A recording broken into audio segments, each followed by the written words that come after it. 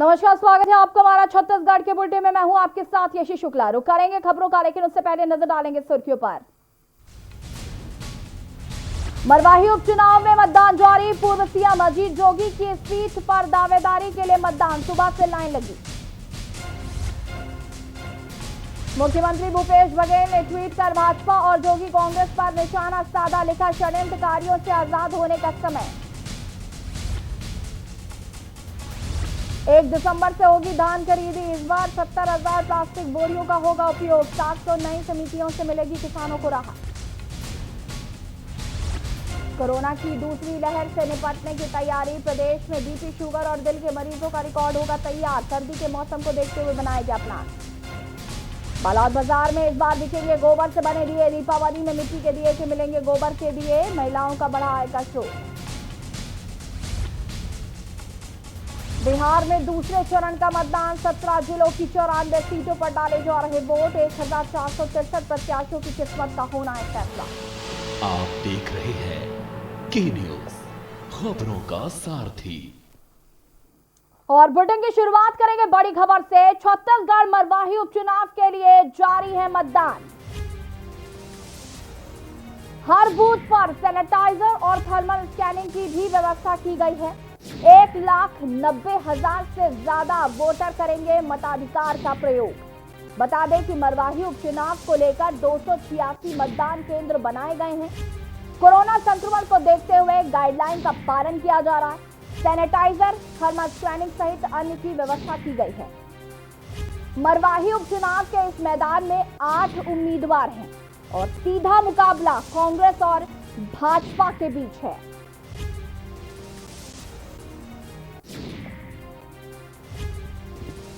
बड़ी खबर आपको बता रहे हैं छत्तीसगढ़ से।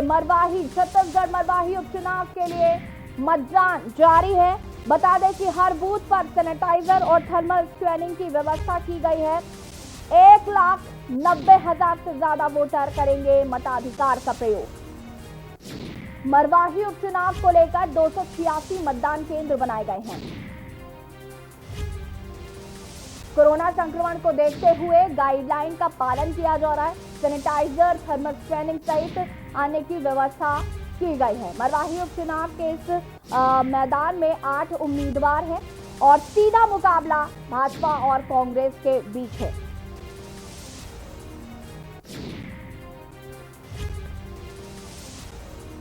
बता दें आपको कि मरवाही उपचुनाव पूर्व मुख्यमंत्री अजीत जोगी के निधन के बाद खाली हुई सीट के लिए हो रहा है। पहली बार इस चुनाव में जोगी परिवार से कोई उम्मीदवार मैदान में नहीं है। ये एक बड़ी बात है। जोगी परिवार के आदिवासी होने का मुद्दा भी पूरे चुनाव के दौरान छाया रहा। छत्तीसगढ़ जनता कांग्रेस अध्यक्ष अमित जोगी और उनकी पत्नी ऋचा जोगी का जाति विवाद के कारण नामांकन निरस्त हुआ था। इस कारण इस बार जोगी परिवार से कोई भी उम्मीदवार नहीं है। चुनाव के मतदान से पहले ही जोगी कांग्रेस में फूट पड़ी थी और 2 पूर्व विधायकों ने कांग्रेस का समर्थन कर दिया। चुनाव के लिए मतदान आज हो रहे हैं और 10 नवंबर को इसके नतीजे आएंगे। सीधा मुकाबला भाजपा और कांग्रेस के बीच है। बता दें कि कोरोना संक्रमण के चलते बूथ से बाहर ही मतदाता की थर्मल स्कैनिंग की जा रही। 286 मतदान केंद्र बनाए गए हैं। 1,90,000 मतदाता किस्मत का फैसला करेंगे।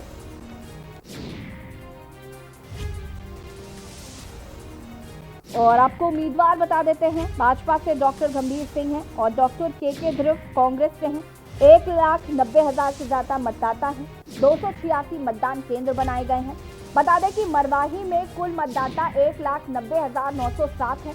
पुरुष मतदाताओं की संख्या 93,733 है। महिला मतदाताओं की संख्या 97,267 है। थर्ड जेंडर मतदाता जो हैं वो 4 हैं। कुल मतदान केंद्र 286 बनाए गए हैं। मुख्य मतदान केंद्र 237 है और सहायक मतदान केंद्र 49 हैं। और मतदान केंद्रों की सुरक्षा की बात अगर करें तो 1,000 जवान, 2 बटालियन सीआरपीएफ, बाकी जिला पुलिस बल। कोरोना संक्रमण को देखते हुए हर बूथ पर सैनिटाइजर और थर्मल स्कैनिंग की व्यवस्था की गई है। सेमरा में 2 बूथ बनाए गए हैं। मतदान कर्मचारी वोटिंग शुरू होने से पहले खुद को सैनिटाइज भी कर रहे हैं, जैसा कि आप तस्वीरों में देख पा रहे हैं। अब आपको मरवाही उपचुनाव से जुड़ी कुछ खास बातें बता देते हैं। कोरोना संक्रमण के चलते बूथ के बाहर ही मतदाता की थर्मल स्कैनिंग की जा रही है। सैनिटाइजर्स रखे गए हैं और 1000 जवान, 2 बटालियन सीआरपीएफ, बाकी जिला पुलिस बल वहां पर मौजूद है।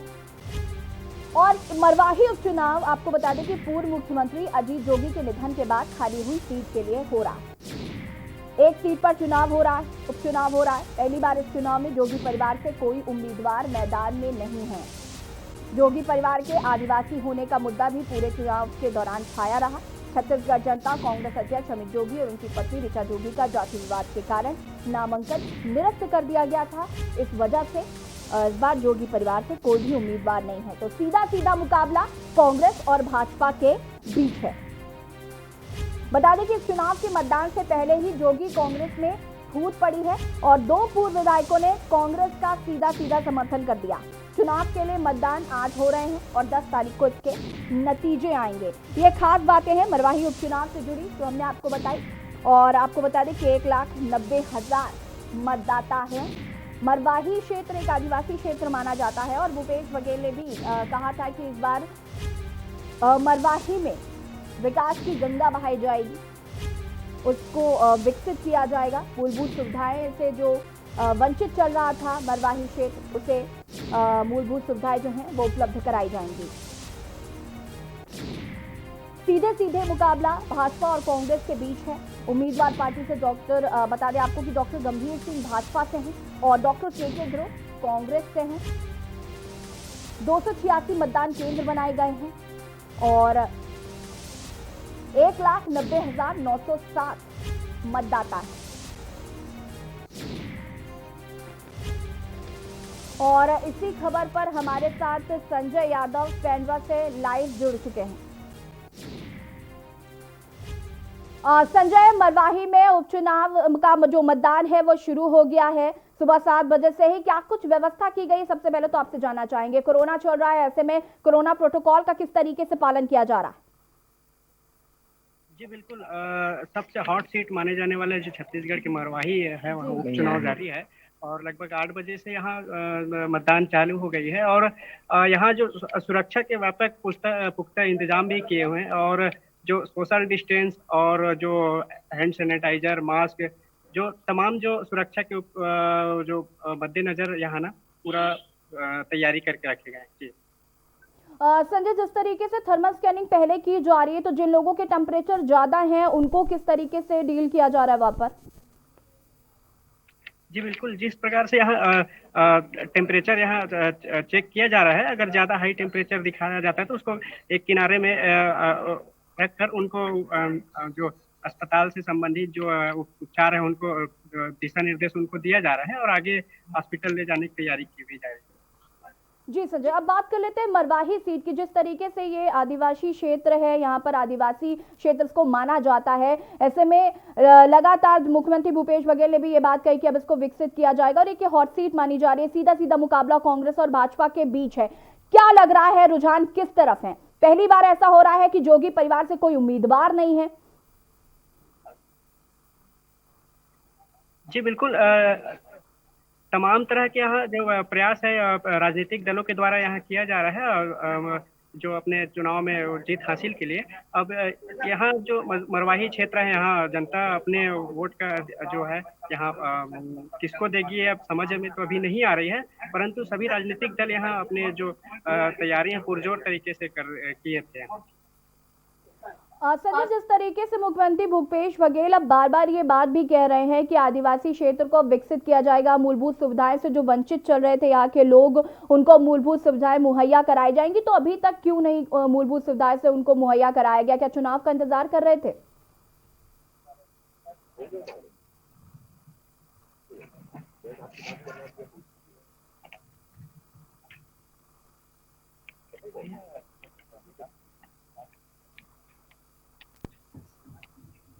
संजय, क्या आपको हमारी आवाज आ रही है?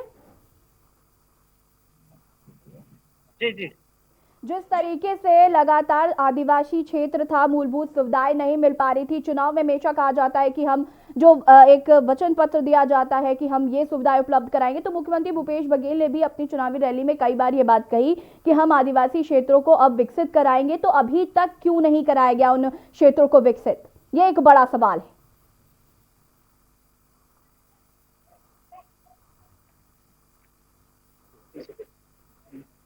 आदिवासी क्षेत्र को क्यों विकसित नहीं कराया गया?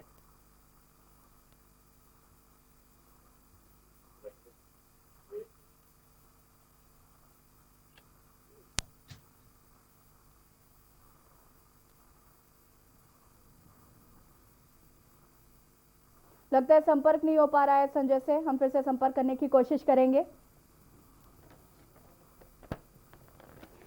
1,90,000 से ज्यादा वोटर मताधिकार का प्रयोग करेंगे और सीधा सीधा मुकाबला भाजपा और कांग्रेस के बीच है। डॉक्टर गंभीर सिंह भाजपा से हैं और डॉक्टर के ध्रुव कांग्रेस से हैं। 286 मतदान केंद्र बनाए गए हैं। मतदान में कुल मतदाता 1,90,907 मतदाता हैं और पुरुष मतदाताओं की संख्या 93,733 है। महिला मतदाताओं की संख्या की बात करें तो 97,267 है। थर्ड जेंडर मतदाता 4 हैं। कुल मतदान केंद्र 286 बनाए गए हैं। मुख्य मतदान केंद्र 237 हैं। सहायक मतदान केंद्र 49 हैं। बता दें कि मतदान केंद्रों की अगर सुरक्षा की बात करें तो 1,000 जवान, 2 बटालियन सीआरपीएफ, बाकी जिला पुलिस बल कोरोना संक्रमण को देखते हुए हर बूथ पर सैनिटाइजर और थर्मल स्कैनिंग की भी व्यवस्था की गई है। सेमरा में 2 बूथ बनाए गए हैं। मतदान कर्मचारी वोटिंग शुरू होने से पहले खुद को सैनिटाइज भी कर रहे हैं। तस्वीरें आपको दिखा रहे हैं। तस्वीरों में आप देख सकते हैं कि यहाँ पर सर्कल्स बनाए गए हैं ताकि सोशल डिस्टेंसिंग का पालन हो सके। और जैसे कि हमारे संवाददाता ने भी बताया कि जिन लोगों का टेम्परेचर ज्यादा आ रहा है उन लोगों को हॉस्पिटल भी तत्काल पहुंचाया जा रहा है। अब आपको मरवाही उपचुनाव से जुड़ी कुछ खास बातें बता देते हैं। कोरोना संक्रमण के चलते बूथ के बाहर ही मतदाता की थर्मल स्कैनिंग की जा रही है।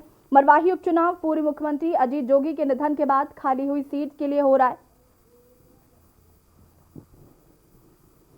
पहली बार इस चुनाव में जोगी परिवार से कोई उम्मीदवार मैदान में नहीं है। जोगी परिवार के आदिवासी होने का मुद्दा भी पूरे चुनाव के दौरान छाया रहा।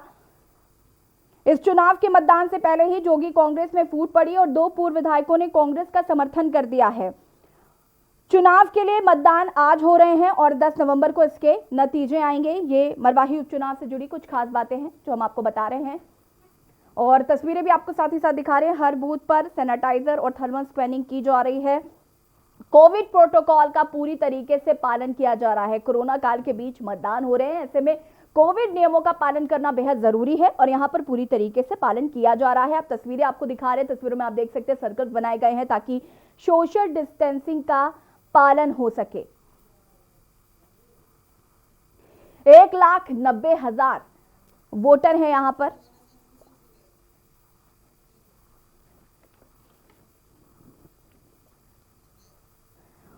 और इसी पर हमारे साथ संजय यादव एक बार फिर से जुड़ चुके हैं।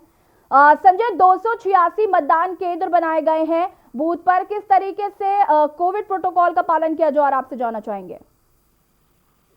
जी बिल्कुल, जिस तरह से 286 मतदान केंद्र है, यहाँ लगातार जो प्रशासन है उनके द्वारा थर्मल स्कैनिंग और मास्क, सैनिटाइजर, ग्लव्स, तमाम तरह के यहाँ मतदाता के लिए उपलब्ध करा रहे हैं और सभी को नियम का पालन करते हुए वोटिंग देने के लिए प्रेरित कर रहे हैं। जी संजय, जिस तरीके से अमित जोगी ने कहा कि वो भाजपा को समर्थन कर रहे हैं और ये जोगी परिवार की सीट थी, पहली बार जोगी परिवार से कोई उम्मीदवार नहीं है, ऐसे में कांग्रेस को कितना फायदा होगा या कितना नुकसान होगा, क्या लगता है?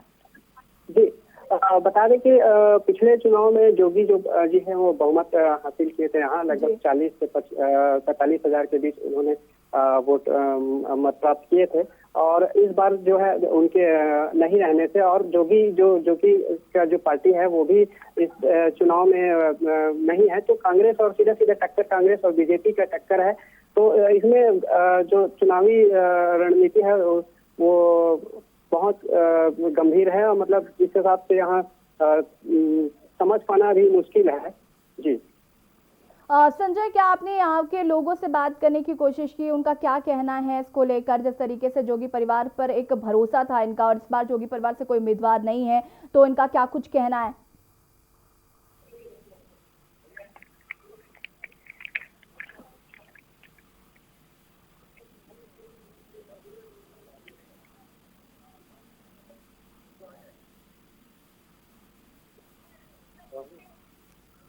जी संजय, तमाम जानकारी के लिए आपका बहुत बहुत धन्यवाद। मरवाही उपचुनाव को लेकर 286 मतदान केंद्र बनाए गए हैं। 1,90,907 मतदाता हैं, आपको बता दें, और सीधा सीधा मुकाबला भाजपा और कांग्रेस के बीच है। डॉक्टर गंभीर सिंह भाजपा से उम्मीदवार हैं और डॉक्टर के ध्रुव कांग्रेस से उम्मीदवार हैं। मतदान केंद्रों की सुरक्षा की बात करें तो 1000 जवान, 2 बटालियन सीआरपीएफ, बाकी जिला पुलिस बल, कोरोना संक्रमण को देखते हुए हर बूथ पर सैनिटाइजर और थर्मल स्कैनिंग की व्यवस्था की गई है। सेमरा में 2 बूथ बनाए गए हैं। मतदान कर्मचारी वोटिंग शुरू करने से पहले खुद को सैनिटाइज कर रहे हैं। बता दें आपको कि मरवाही उपचुनाव पूर्व मुख्यमंत्री अजीत जोगी के निधन के बाद खाली हुई सीट के लिए हो रहा है और पहली बार इस चुनाव में जोगी परिवार से कोई उम्मीदवार मैदान में नहीं है।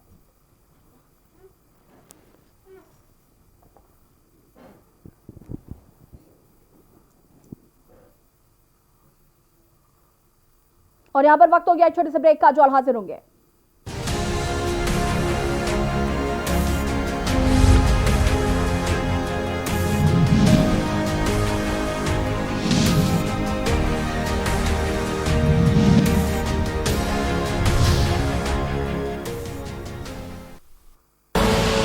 आप देख रहे हैं के न्यूज, खबरों का सारथी।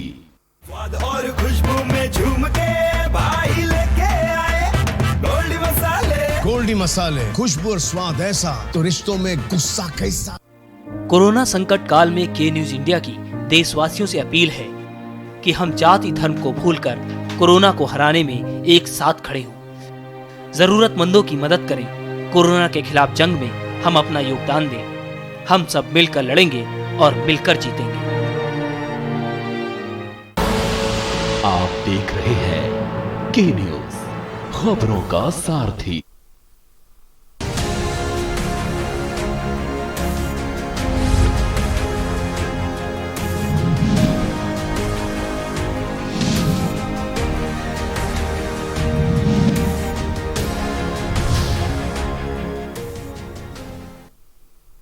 ब्रेक के बाद आपका स्वागत है। बढ़ेंगे खबरों में। नगर निगम कोरबा के अंतर्गत आने वाले नेहरू नगर वार्ड गंदगी और अन्य समस्याओं से घिरा है। यहाँ के लोग अपनी समस्याओं को लेकर पार्षद से लेकर निगम के अधिकारियों तक से गुहार लगा रहे हैं, लेकिन कोई ध्यान देने वाला नहीं है। लोगों का आरोप है कि यहाँ ना तो समय पर कचरा उठाया जा रहा है और ना ही नालियों को साफ सफाई की जा रही है। मलेरिया, डेंगू जैसे संक्रमण का भय बना हुआ है लोगों में। हालात ये है कि वार्ड के लोगों को शासन की योजनाओं तक का लाभ नहीं मिल रहा है। जब इस वार्ड का भ्रमण किया गया तो यहाँ बस्ती की गलियों में कचरे से जाम, नाली और सड़क किनारे फैली गंदगी देखने को मिले।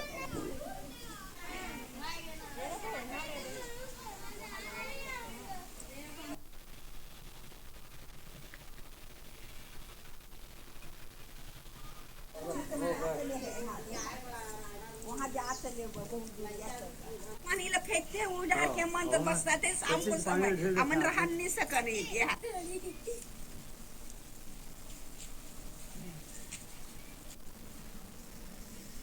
नाली में तो अपना है, बच्चा मन गिरत है, मोटरसाइकिल गिरत है, गाड़ी गिरते, गरवा गिरत है, तो अपना जरूरी है हमें। हाँ, कचरा पर पड़े रहते हैं, सब जगह कचरा भी पड़े, कोई साफ सफाई नहीं करते। वो नाली में तो अपना जरूरी है, ओकर तो अपना लहा। अपन के वार्ड पार्षद कौन है? कृपा राम साहू। वार्ड में तो बने ही ना, जो कुछ है सामने में दिखा थे। का चीज दिखत है? कचरा नाली साफ नहीं हुआ थे, दवाई नहीं डलाते, न कोई सैनिटाइजर, न कोई वैया नहीं, कीड़ा मकोड़ा, अतका बड़े बड़े डेंगू वाले मच्छर हैं। और क्या चाहिए? वार्ड पार्षद के का कहना है? ओखा तो कोई मतलब नहीं है। मैं नहीं जानता भाई, यहाँ के टेंडर ला उठा के दूसरे जगह ले जाते वो तो। छत्तीसगढ़ में कांग्रेस की सरकार ने 1 नवंबर से धान खरीदी चालू नहीं की है, जबकि इससे पूर्व लगभग पिछले 17-18 साल से 1 नवंबर से धान खरीदी प्रारंभ हो जाती है। इस बात को लेकर भाजपा के पदाधिकारियों ने मुख्यमंत्री के नाम पर कलेक्ट्रेट में ज्ञापन सौंपा। भाजपा जिला अध्यक्ष मधुसूदन यादव ने कहा कि वर्तमान में किसानों के धान की कटाई शुरू हो गई है। किसानों को धान खरीदी की चिंता सता रही है। भाजपा युवा मोर्चा की मांग है कि छत्तीसगढ़ में धान खरीदी जल्द से जल्द शुरू की जाए।